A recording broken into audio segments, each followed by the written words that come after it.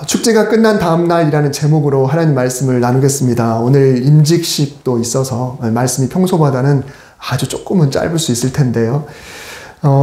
오늘 본문이 출애굽기입니다. 부활절이면 보통 복음서의 맨 뒤쪽이나 혹은 고린도전서 이렇게 그쪽 부활에 관련된 그런 본문을 선택해야 되는데 오늘은 임직식과 겸하기 때문에 제가 일부러 이 본문을 선택을 했습니다. 부활은 역사적으로 실제로 일어났던 일이고요. 거기에 대한 여러 가지 역사적 자료들은 무궁무진합니다. 성경에서만 말하는 것이 아니고 역사에 나오는 여러 가지 자료들이 무궁무진하죠. 그것을 증명하라 그러면 어떻게 증명할 수 있겠습니까? 어떤 사람은 예수님이 이 땅에 살았다는 그런 의료 차트 이런 거 있으면 보여줘야 내가 믿겠다라고 이야기를 하지만 그러면 아리스토텔레스나 플라톤이나 소크라테스의 의료 차트는 과연 있는지 모르겠어요. 역사의 기록을 통해서 우리가 그들이 생존했다는 것을 알고 있죠. 주님의 부활 역시 역사의 자료를 통해서 무수히 많은 사본과 그 사본에 또 사본을 통해서 우리가 그 어떤 역사적 사료보다 예수님에 대한 사료가 훨씬 많습니다. 그래서 과학적으로는 증명하기 어렵지만 그러나 역사적으로 또 문서적으로 충분히 증명이 되고 있다는 사실을 우리가 생각하면서 왜 하나님이신 예수님이 굳이 하시지도 않으셔도 되는 그런 부활을 하셨을까? 그것은 성경에 기록된 대로 우리에게 첫 열매를 보여주기 위해서 그렇습니다. 언젠가도 말씀을 드렸듯이 어떤 나무를 우리가 심었을 때 처음 이 나무 이름을도 모르고 종류도 모를 때는 이 나무에서 어떤 잎사귀가 필지 어떤 열매가 필지 어떤 꽃이 열릴지 전혀 모르는 거죠. 그래서 그 나무의 첫 번째 열매가 열리게 되면 이 나무는 이런 열매를 맺히는 그런 나무구나 라는 것을 알게 되는 것처럼 예수님께서 장차 부활할 몸이 무엇인가라고 하는 것을 보여주심을 통해 우리에게 그 첫 번째 시범, 첫 번째 모델을 보여주신 게 바로 이 부활절입니다. 실제 주님이 부활하시면서 우리도 이렇게 부활할 것이다. 사람의 몸, 그러나 영화된 그런 사람의 몸으로 부활할 것을 주님이 친히 시범으로 보여주셨다라는 것이죠. 기독교 최고의 절기인 부활절입니다. 여러분, 최고의 절기라고 한다면 그 별칭에 걸맞는 대우를 받아야 될 날이 바로 부활절입니다. 하지만 부활절은 사실 대우가 그리 썩 좋지가 않습니다. 의미로 보면 부활절과 쌍벽을 이루고 있는 성탄절이 있는데 그 성탄절과 한번 비교해보면 어떨까요? 세상 사람들의 관심이나 대우를 따지면 엄청난 차이를 보이죠. 부활절은 기독교인에게나 부활절이지만 성탄절은 기독교인이 아니어도 성탄절입니다. 크리스마스. 메리 크리스마스. 가을 추수가 끝나면 백화점을 시작으로 성탄 장식이 전 여기저기에 다 걸리게 되죠. 성탄절 마케팅이 시작이 되고 사랑하는 가족, 사랑하는 연인들은 이 성탄절의 아름다운 추억을 꿈꿉니다. 성탄절 시즌이 얼마나 깁니까? 제일 먼저 백화점부터 시작을 해서 우리 교회 장식도 대림절이 시작되는 그때부터 그리고 늦어도 12월 첫 주부터는 이 성탄 장식이 시작이 되죠. 굉장히 깁니다. 사회도 그러는데 기독교는 어떻습니까? 성탄절을 앞두면 온 교회가 성탄절 분위기를 만들죠. 교회에다가 성탄 트리를 장식하고 밖에다도 옛날에는 십자가에서부터 쭉 내려뜨린 그런 깜빡이 등이 있었고요. 그리고 어린이부터 어른들까지 성탄 전야를 준비하고 발표회를 준비합니다. 주중에 모여서 열심히 연습을 하고요. 성가대 갔으면 성탄절 당일날 합창을 하는 그 칸타타라는 것도 하게 되고요. 요즘은 보기가 힘들지만은 예전 교회들은 새벽송을 돌았습니다. 저도 어렸을 적 그렇게 했었어요. 새벽에 성탄절 전날 성탄절 밤 발표회를 하고 저녁에 우리 학생들끼리 모여서 소위 올라이트라고 하죠. 밤새 게임하고 즐기고 막 그러다가 특정한 시간이 되면 이제 성도님들 집에 뿔뿔이 흩어져서 돌아다니면서 밤에서 똑똑똑 한 다음에 고요한 밤 조그맣게 이렇게 불렀던 그런 기억이 납니다. 저도 그런 옛날의 추억은 다 가지고 있어요. 성탄절을 앞둔 대림절 기간에 성탄절과 관련된 노래들을 굉장히 많이 부릅니다. 오랫동안 불러요. 좋게 한 달은 성탄절 분위기를 유지하고 어떤 교회는 연말까지 또 어떤 교회는 설 전까지 또 어떤 교회는 겨울이 완전히 끝날 때까지 성탄 장식을 계속 철거하지 않고 유지합니다. 굉장히 길죠. 자, 그러면 부활절은 어떤가요? 부활절에 세례식을 하는 교회도 있고 합창 발표회를 하는 교회도 있습니다. 새벽에 특별 예배를 드리는 교회도 있어요. 그래서 예전에는 지역마다 부활절 연합 새벽 예배가 있었습니다. 물론 지금도 양평군 연합 부활절 예배는 있어요. 오후에. 올해는 국수교에서 한다고 그랬던 것 같기도 하고 잘 모르겠는데요. 하여튼 그렇습니다.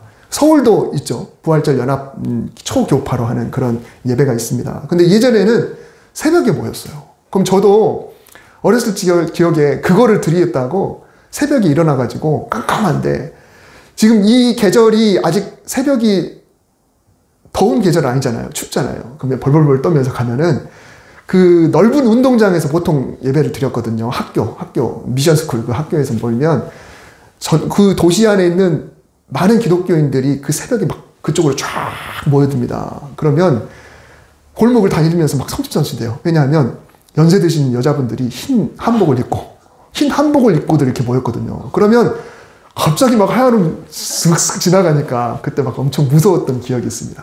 손에다가 성경책을 들고 초를 들고 들어가서 이게 초를 다 붙여가지고 그 넓은 운동장에서 예배 드렸던 기억이 있습니다. 굉장히 감격스러워요. 주님의 부활을 기다리고 축하하는 그 신앙의 추억들이 있습니다. 지금 생각해보면 예전에 그 열기를 따라가지는 못합니다.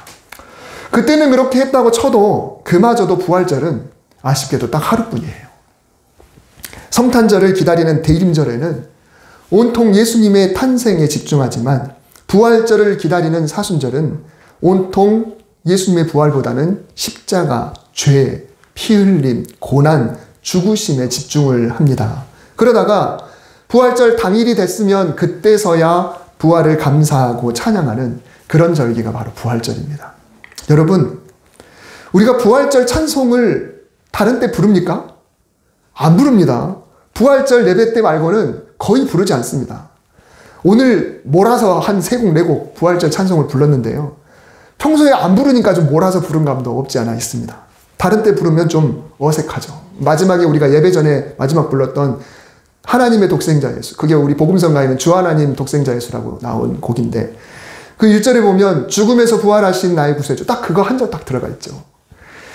그래도 지금은 새 찬송가에 이게 들어와서 그나마 좀 다행이긴 합니다만 그래서 4월 한 달은 제가 좀 의도적으로 성경을 읽고 나서 그동안엔 주님의 보혈을 찬양하겠습니다라고 했는데 부활하신 주님을 찬양하겠습니다라고 부활절에 관련된 찬송을 4월 한 달 동안만이라도 부르도록 하겠습니다.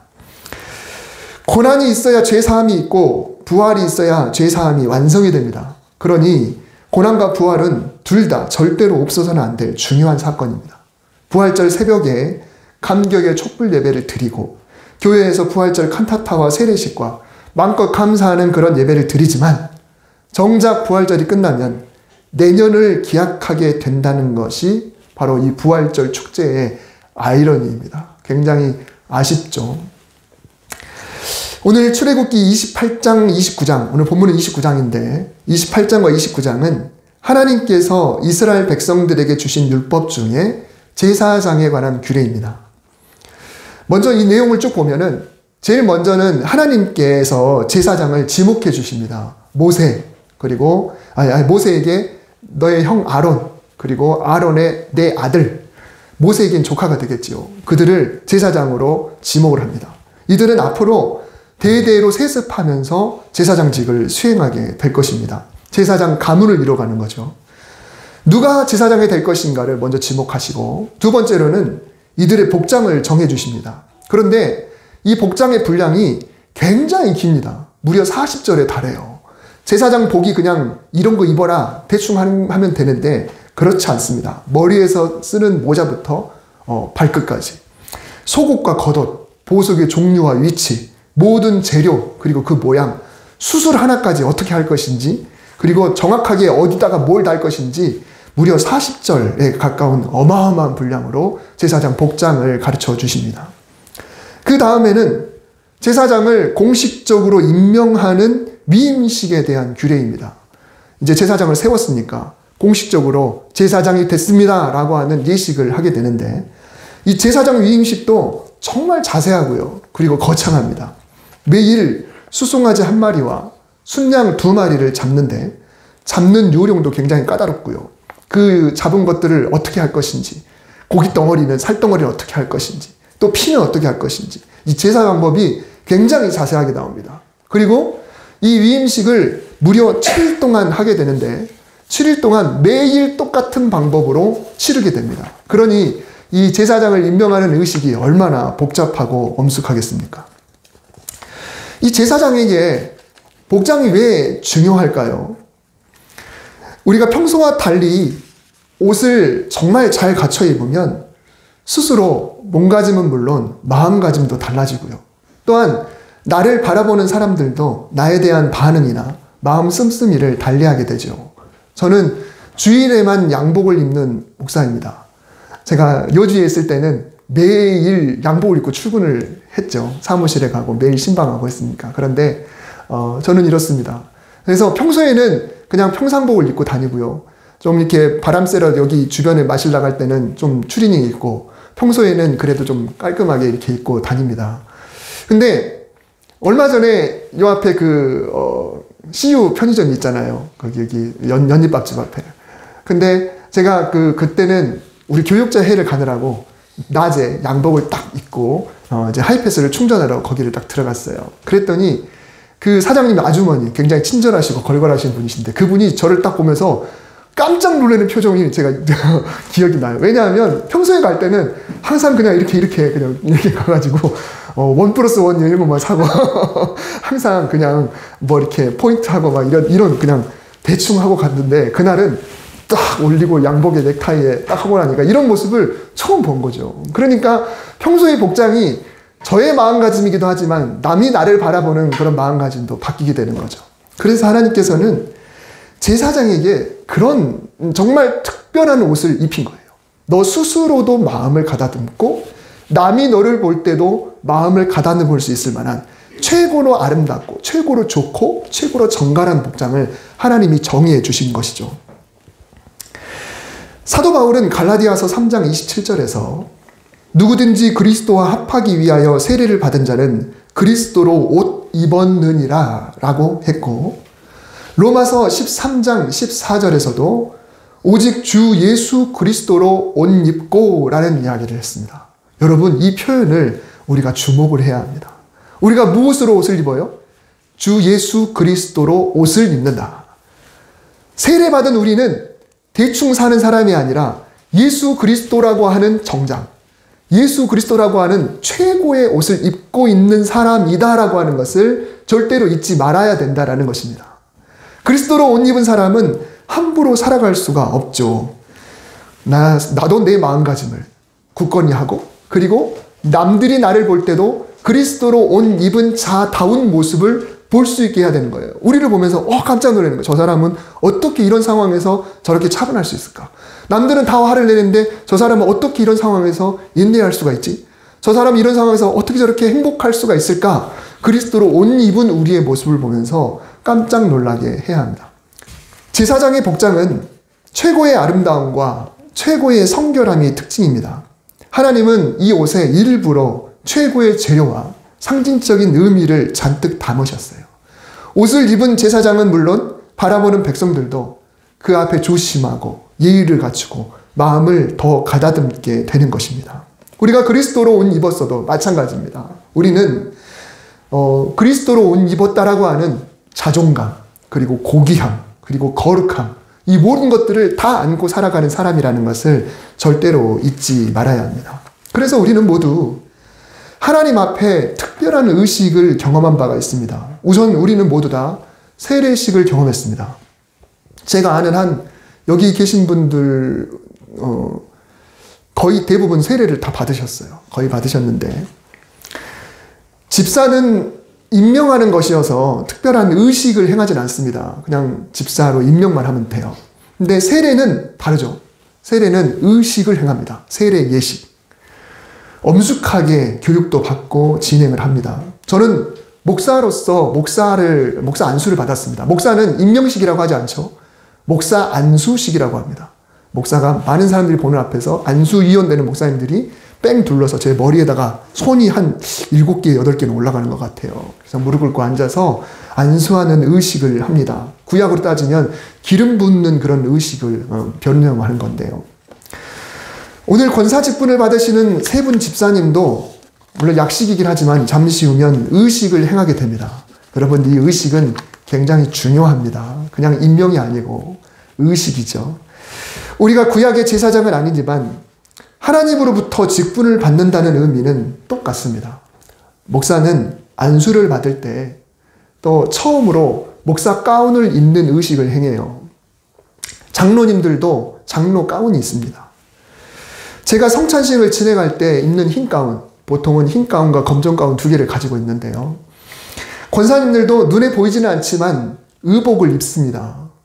권사 옷을 입힌다는 것은 아니지만은 우리가 목에 걸어드리는 메달, 이런 것도 같은 의미를 품고 있습니다. 이것은 그냥 축하합니다 라고 하는 그런 것보다도 하나님께서 제사장에게 입히는 옷과 같은 그런 거룩한 부담을 가지고 옷을 입는 것이 바로 이 직분이죠.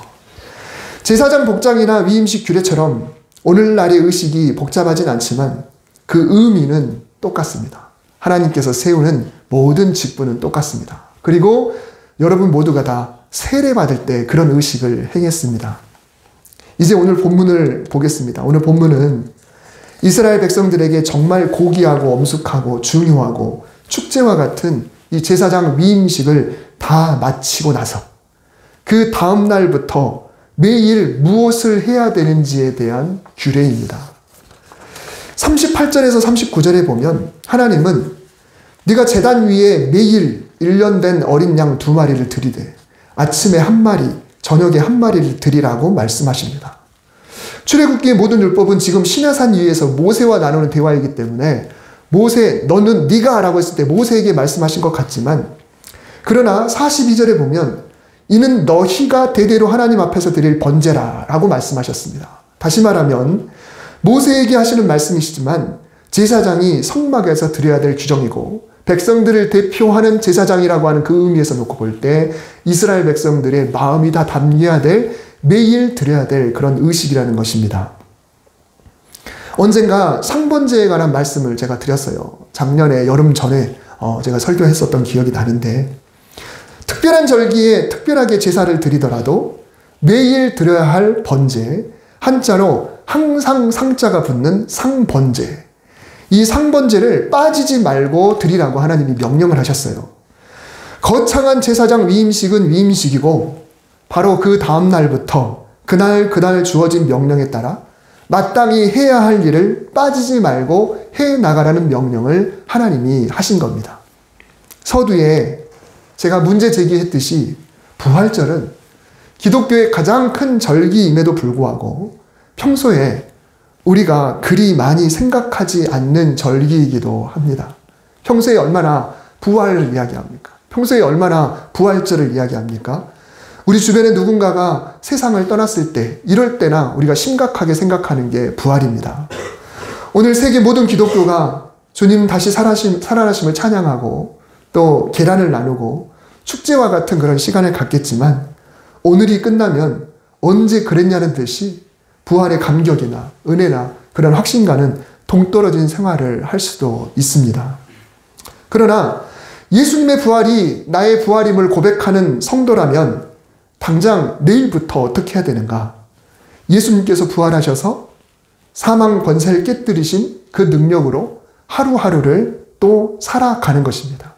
사망의 권세가 뭔가요? 즉 사망에 준하는 권세들, 사망이 가져다주는 우리에게 영향을 미치는 권세, 죽음과 가까울 만한 권세들, 바로 질병에 대한 두려움, 그리고 어떤 우리 마음속에 있는 어둠, 근심, 염려, 이런 모든 것들이 사망이 가져다주는 그런 권세들로 인하여 우리에게 미치는 영향력입니다. 이런 것들이 빠지지 말고 하루하루 승리를 누리면서 패잔병이 아니라 승전병의 삶을 살아가는 게 바로 매일매일 부활의 능력으로 살아가는 성도의 모습인 것입니다. 그래서 초대교회는 매 주일이 부활절과 같았어요. 초대교회는 매주일 주님 부활하셨습니다가 서로의 인사였습니다. 매주일 주님의 부활을 찬양하고 그것을 노래 부르고 그것을 즐기면서 성만찬을 하고 그렇게 살았어요. 매주일이 부활절. 일요일이 주일이 됐던 가장 큰 이유 중에 하나가 바로 안식 후 첫날 그 부활절이 바로 주일이 일요일이었기 때문에 그 부활이 우리는 더 중요하다라는 의미에서 토요일이 아니고 주일날 예배를 드리고 있는 것이죠. 오늘 권사 직분을 받으시는 우리 세 분의 집사님도 마찬가지입니다. 오늘 임직하시게 되면 객관적으로 제일 뭐가 변하냐면 뒤에 호칭이 바뀌죠. 이제는 권사님이라고 부르게 됩니다. 죄송하지만 제가 여러 차례 실수할 거예요. 여전히 그냥 집사님이라고 하는 일들이 있을 수도 있겠지만 마음 상하지 마시고 오랫동안 집사님이라고 불러서 그러니까요. 앞으로 권사님 해야 되는데 아무튼 그렇습니다. 이 권사라는 직분은요. 항존직입니다. 항존직이란 말은 한 번 받으면 평생 따라다니는 직분이다 라는 것입니다. 심지어 세월이 흘러 이 세상에 수가 다하게 되면 그 영정사진 밑에 이름표에 권사 아무개라고 써지게 됩니다. 굉장히 고귀한 직분이죠. 영광스럽습니다. 그런데 중요한 것은 뭐냐면 그래서 나는 바로 내일 아침부터 어떤 성도로 살아야 하느냐 이것입니다. 하나님께 받은 직분에 감사하면서도 평소 성도로서 마땅히 해야 할 바를 하면서 살아가야 합니다. 아니 어쩌면 평소보다 더 주님과 가까이 살아가는 게 바로 직분을 받은 분들의 삶일 것입니다. 오늘 본문 45절에서 46절에 보면 이렇게 제사장 규례와 매일 지킬 규례를 정하셔서 거룩을 명령하신 후에 하나님은 이스라엘 자손 중에 거하여 그들의 하나님이 되시겠다라고 말씀하셨습니다. 그래서 애굽에서 인도하셨다라고 말씀하셨어요. 오늘 직분을 받는 우리 세 분 집사님과 우리 모두에게 평소 삶의 영역에 하나님이 거하시는 그런 은혜가 있게 되기를 축복합니다. 이런 엄청난 임직식을 하고 나서 하나님께서는 내가 너희 안에 거하려고 이렇게 하는 거야. 내가 너희 안에 거하려고. 그 안이라고 하는 것은 우리 일상생활 속에서 극히 평범한 우리 일상생활 속에서 하나님이 우리 안에 거하시고자 이런 엄청난 규례들을 정하셨다라는 것이죠. 하나님이 우리 교회에 거하신 줄 믿습니다. 그리고 앞으로도 하나님께서 여러분의 가정과 사업장 그리고 일터 그리고 학업에 그리고 여러분 개인의 안에 하나님이 거하시기를 주님의 이름으로 축복합니다.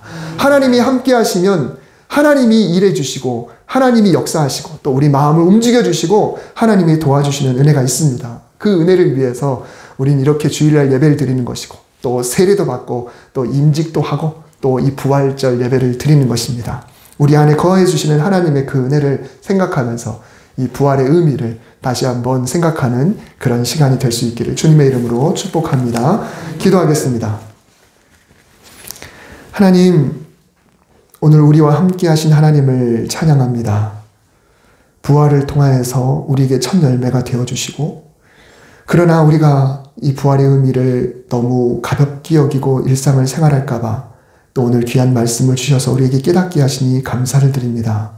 이 복된 절기를 보내고 그 부활의 능력을 가지고 하루하루 잘 살아가게 하시고 또 특별히 직분을 받으시는 세 분 집사님, 이제 권사님이 되셔서 또 하루하루를 승리하며 살아갈 수 있도록 도와주셔서 하나님이 우리 안에 거하시는 그 놀라운 은혜를 경험하게 하여 주시옵소서. 예수님의 이름으로 기도드립니다. 아멘.